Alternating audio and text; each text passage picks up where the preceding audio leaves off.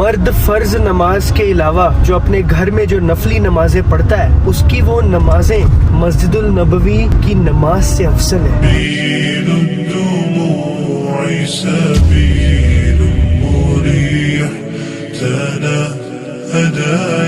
सो आज हरमन नमाज पढ़ाएगा।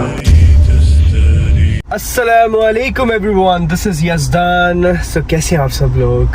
सिंगापुर के बाद आज पहला व्लॉग है हिंदुस्तान का और आज है जुम्मा। बहुत दिन के बाद हम जुम्मे पे मस्जिद जा रहे हैं। बिकॉज कैसा था कि मैंने 2 जुम्मा ट्रैवल ही कर रहा था मैं, तो जब इंसान ट्रैवल करता है तो जुम्मा उसके लिए आई थिंक लाइक वाजिब नहीं होता है। If I am not wrong, अगर मैं कुछ गलत बोल रहा हूँ तो मुझे सही कर दीजिएगा। तो अभी जा रहे हैं मस्जिद अल अक्सा, बट उससे पहले जाएंगे आमिर भाई के पास। उन्होंने हमें बुलाया है, उनके ऑफिस में जाएंगे, उनसे मुलाकात करेंगे, फिर उनके साथ आगे प्रस्थान करेंगे इंशाल्लाह। चलिए चलते हैं। बहुत सारे लोगों को लग रहा होगा कि मैंने आज साफ़ा क्यों नहीं पहना है। वो इसीलिए बिकॉज गर्मी इतनी ज़्यादा है ना, ओहो मतलब बता ही नहीं सकता हूँ मैं। और मेरे बाल देखो कितने बड़े बड़े बाल हैं मेरे। कहो भला तुमको जंगलों और दरियाओं के अंधेरों से कौन निकाल लाता है, जबकि तुम उसे आजिजी से और चुपके पुकारते हो और कहते हो अगर अल्लाह हमको इस तंगी से नजात बख्शे तो हम उसके बहुत शुक्रगुजार हों। कहो कि अल्लाह ही तुमको उस तंगी से और हर सख्ती से नजात बख्शता है, फिर भी तुम उसके साथ शिर्क करते हो। मैंने ना बहुत सारे लोगों को ये कहते हुए सुना है कि कुरान को डायरेक्ट मत पढ़ो, कुरान को अकेले में मत पढ़ो, गुमराह हो जाओगे। मैं ये सोचता हूँ कि जो हमारे हिंदुस्तान के मुसलमान हैं वो ऐसी बातें क्यों करते हैं। मतलब कि जबकि अगर मैं खुद के तरफ ही देखूं कि मैंने कहाँ से सीखा इस्लाम, ठीक है, मैंने कहाँ से समझा इस्लाम, कैसे एक्सेप्ट किया इस्लाम, क्यों एक्सेप्ट किया इस्लाम। और मेरी बात छोड़ो, यूरोप में, यूएसए में जो नॉन मुस्लिम्स हैं वो जो इस्लाम पढ़ते हैं तो वो खुद से पढ़ते हैं, और वो भी वो बुक पढ़ते हैं, कुरान पढ़ते हैं डायरेक्ट इंग्लिश में, और उसको समझते हैं, वहाँ से इस्लाम कबूल करते हैं। तो मतलब अल्लाह ताला भी फरमाता है, अल्लाह ताला ने कुरान को बहुत आसान तरीके से लोगों के लिए बनाया है। तो मतलब जो लोग ऐसी बातें करते हैं ना, मुझे उनकी बिल्कुल समझ नहीं आती है, वो क्यों करते हैं ऐसी बात। आपका क्या कहना है कमेंट सेक्शन में ज़रूर बताइए। बुखारी और मुस्लिम में हदीस है कि मोहम्मद सल्लल्लाहु अलैहि वसल्लम ने फरमाया कि मर्द की फ़र्ज के बाद सबसे ज़्यादा अफजल नमाज वो है जो वो घर में पढ़ता है, नफली नमाज। और उसके बाद एक और हदीस है बुखारी और मुस्लिम में, मर्द फ़र्ज नमाज के अलावा जो अपने घर में जो नफली नमाजें पढ़ता है, उसकी वो नमाजें मस्जिदुल नबवी की नमाज से अफजल है। आप देखिए, बुखारी और मुस्लिम की हदीस है। और एक और हदीस है, इसमें हमारे नबी करीम सल्लल्लाहु अलैहि वसल्लम ने फरमाया, अपने घरों को कब्रिस्तान मत बनाओ, अपनी नमाज का कुछ हिस्सा घरों में पढ़ा करो, सो दैट तुम्हारे घर में बरकत हो। तो इस चीज़ का ख्याल रखें। ये हम आ चुके हैं आमिर भाई के ऑफिस में। अल्हम्दुलिल्लाह गर्मी इतनी ज़्यादा है कि क्या ही करें। बहुत दिन के बाद इस लिफ्ट के अंदर हम लास्ट टाइम ईद पे मिले थे शायद। हाँ चलो जी।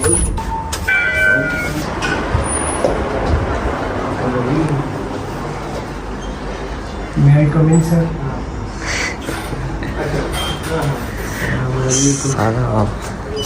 जी मैं देख लेता हूँ।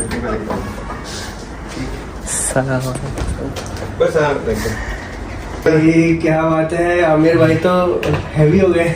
हाँ कैसे हैवी हो गया? हाँ लगे तुम घूमी ये देश से वो देश, ये देश से वो देश चल के रहते तुम्हारा। थोड़ी तबीयत नासाज थी। तो वायरस तो नहीं लेके आए? सिंगापुर चाइना से वायरस नहीं लेके आए। तो मैं ये नोश So guys, आमिर भाई को आज साफा बांधेंगे हम माशाल्लाह। सरदारी मत बना देना भाई, बस सरदारी मेरे को एक्चुअली बांधना वैसे ही आता ना, बचपन से मुझे पगड़ी बांधने की आदत है। नहीं मैं बांधता हूँ, रहने दो। हमारी बहुत लड़ाई हुई थी इसके ऊपर। धर्मांतर अस्तगफिरुल्लाह। अब्दुल्ला भाई की टोपी है, छोटा ही पीछे। ओमानी बांधू क्या? ओमानी। ये देखिए माशाल्लाह घूंघट उठा रहे।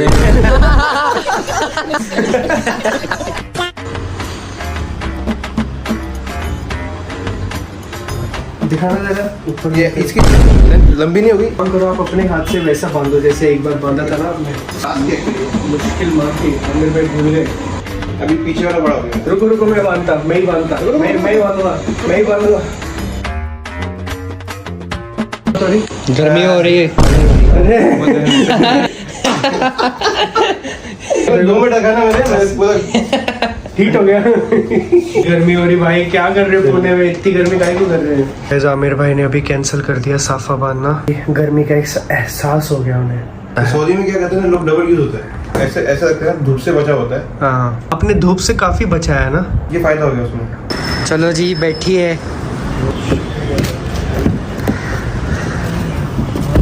5 minutes later. चलो मस्जिद में जी चलो।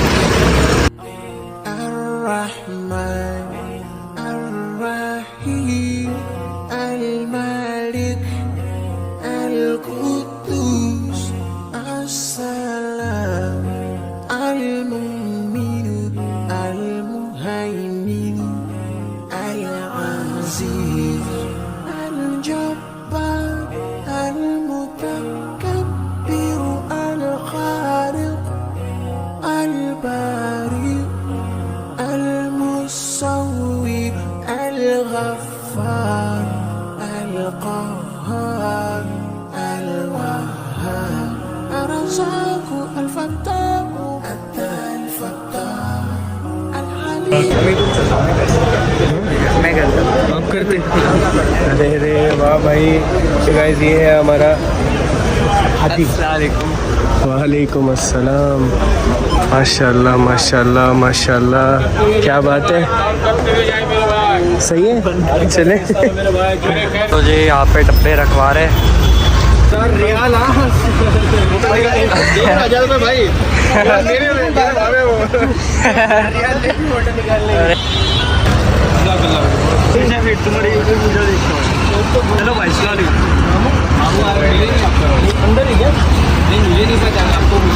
चलो जी 5 minutes later. तो जी आमिर भाई के बंगले पे आ चुके हैं।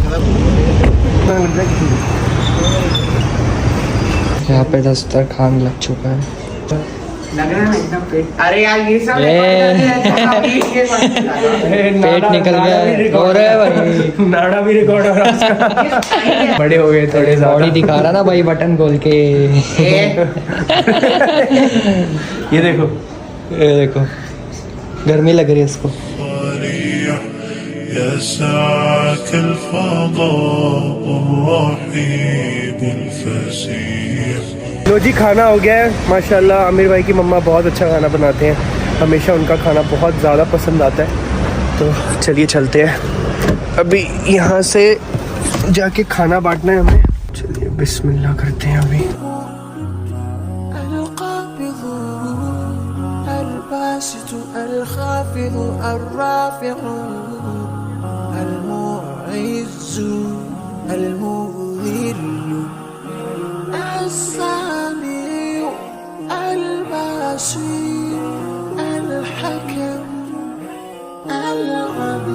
कुछ भी काम करता है 250 की बाई आती है, तो 500 में बाई लाके लगाया। कहाँ से रेडियो में आ रहे ना आप भाई के साथ।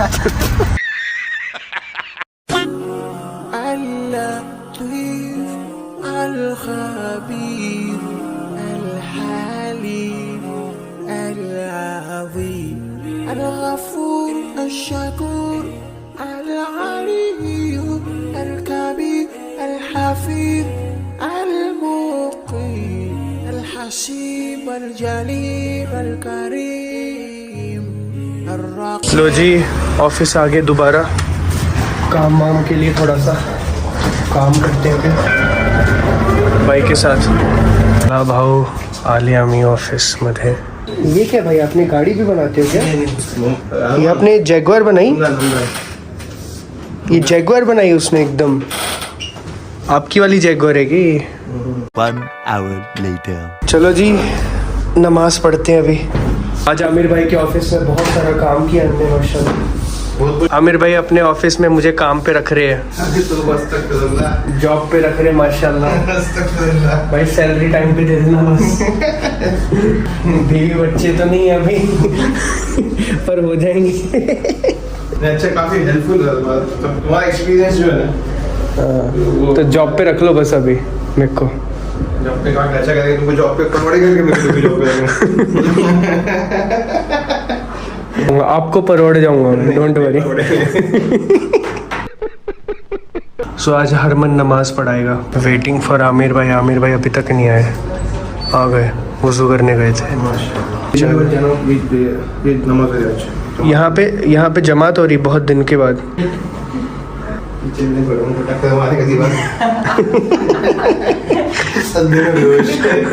सजदे में भी टक्कर मारेगा।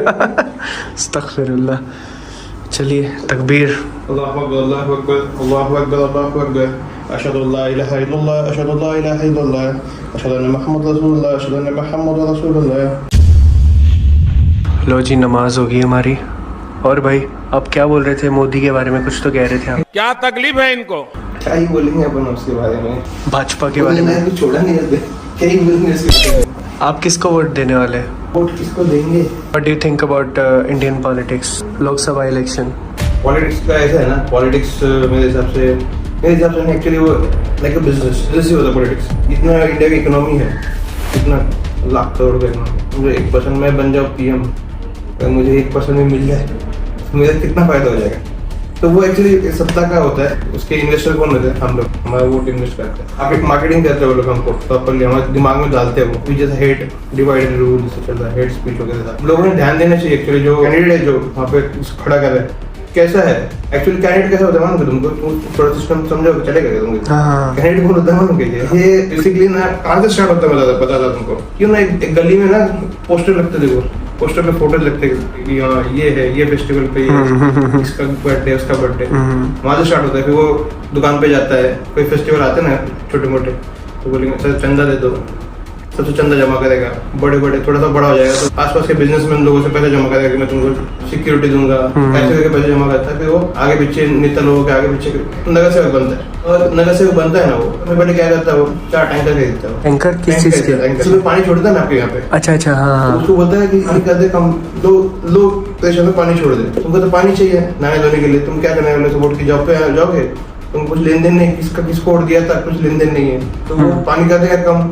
आपकी सोसाइटी वाले 4 टैंकर मंगा लेंगे, 4 सोसाइटी, मतलब उसका बिजनेस वहां से स्टार्ट होता है। अच्छा मतलब ओ कितनी बड़ी बात बोल रहे हो भाई, समझे?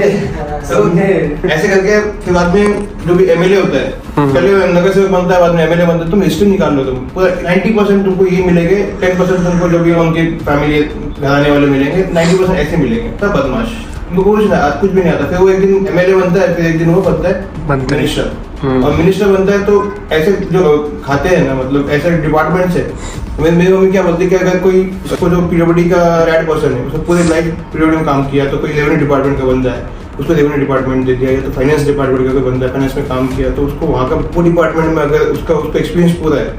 हम लोग कैसे रिक्रूट करते लोगों को जिसको एक्सपीरियंस? हम कोई भी भलते फील्ड के लोगों को हम लोग रिक्रूट किया तो क्या होगा? हमको नुकसान होना है, नुकसान ही होगा। अभी हमारी कंपनी हम लोगों को किसी को लेते हुए आज अपन ने एचआर के लिए देखा, अपन ने दूसरा कोई फील्ड का देखा होता, तो फिर वो हमारे लिए बेनिफिशियल ही नहीं होता, हेडेक ही होता है ना, वो बेनिफिट होता ही नहीं।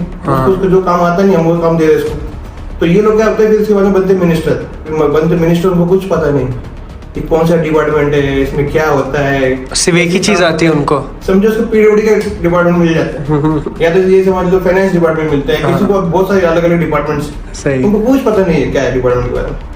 वो बोलते हैं भाई क्या है, कौन है, IAS IPS ऑफिसर जिंदगी भर अपने पढ़ते लिखते हैं, और जिंदगी भर वो अपने फाइलों में दिमाग रहता है उनका। तो इतना उनकी खपाने के बाद उनको सैल्यूट मारना पड़ता है, वो मिनिस्टर को, वो मिनिस्टर को सैल्यूट मारना पड़ता है जो जगह आया है वहां से, जिसको कुछ पता ही नहीं, बड़े बड़े ऑफिसर्स है उनको सैल्यूट मारना पड़ता है उनको, उसको कुछ पता नहीं। तो बोलता पैसा कहाँ से, मतलब इतना जो इन्वेस्ट किया है उसने पैसा, पर हम लोग वोट देने जाते नहीं है। वोट देने जाता है कौन है पता है? जो स्लम के लोग हैं, गरीब आदमी वो जाते हैं। तो उनको 500,000 में कैसे भी इजीली कन्विंस करना कोई बड़ी बात नहीं। हम लोग बस मेजोरिटी जॉब करने के लिए इधर उधर रहते हैं।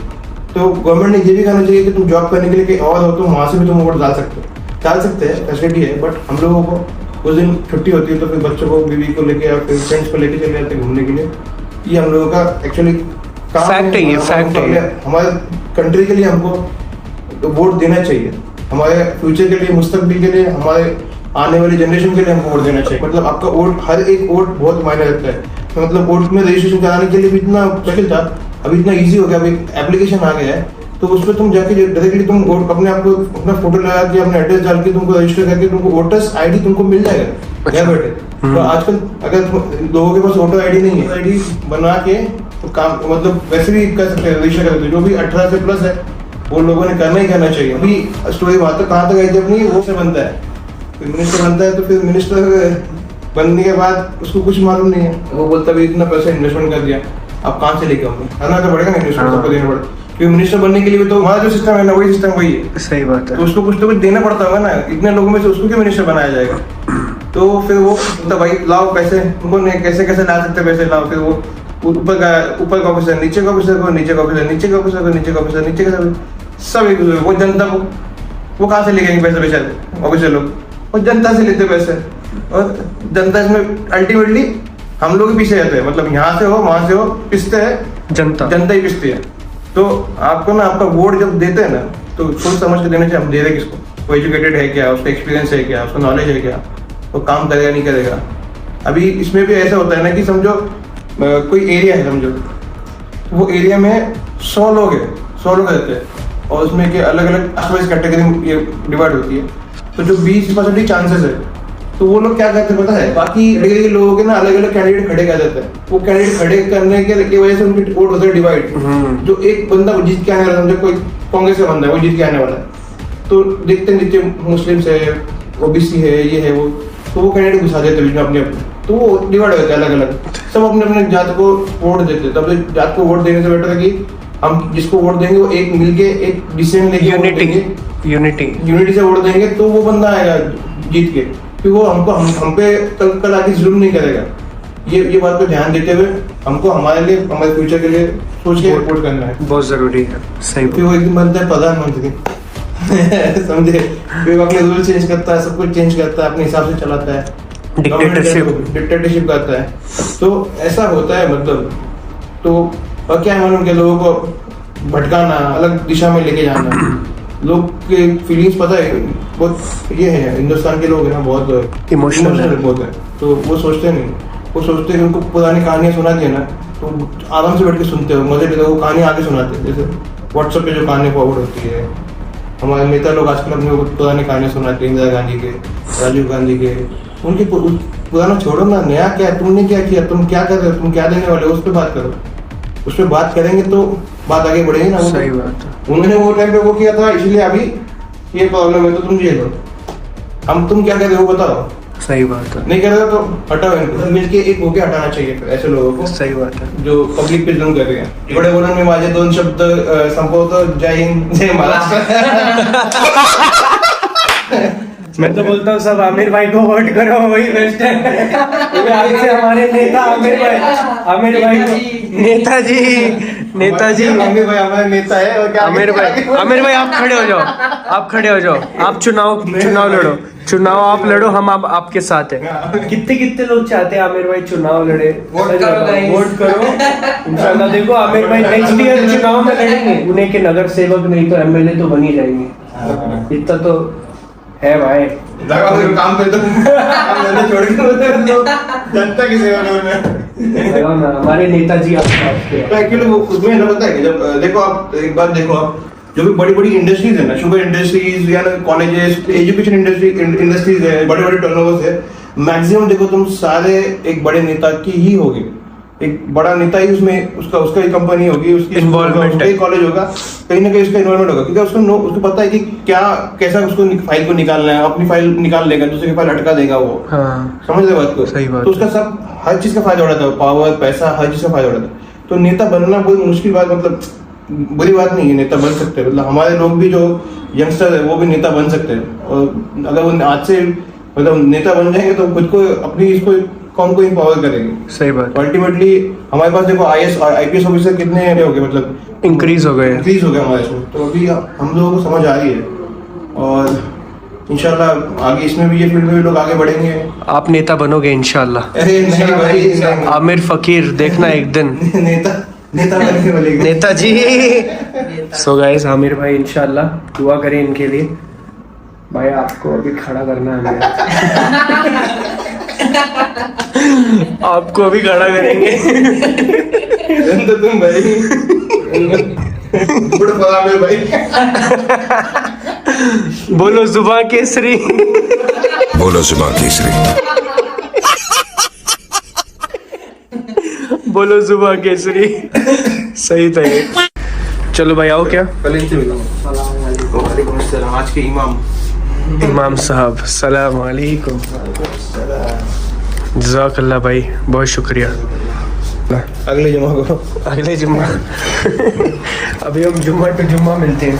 अभी मिलेंगे ना, बाकी सब साथियों को भी मिलना है। हमारे साथ सब बोल रहे थे जुम्मा के।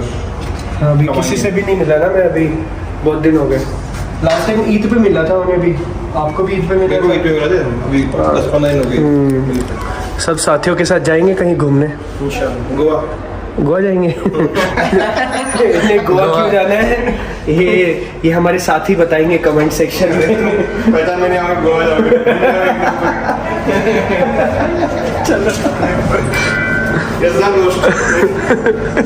गोवा लेके जाएंगे। 1 hour later. सो गाइस अभी हम आ चुके हैं घर पे। हरमन अभी गाड़ी लगाएगा, इसको हम गाड़ी लगाने देते हैं बस। भाई ये गाड़ी बहुत ज़बरदस्त चलाता, पर ये देखो ओह जबरी गाड़ी चलाता। चलो हम चलते हैं अभी घर पे।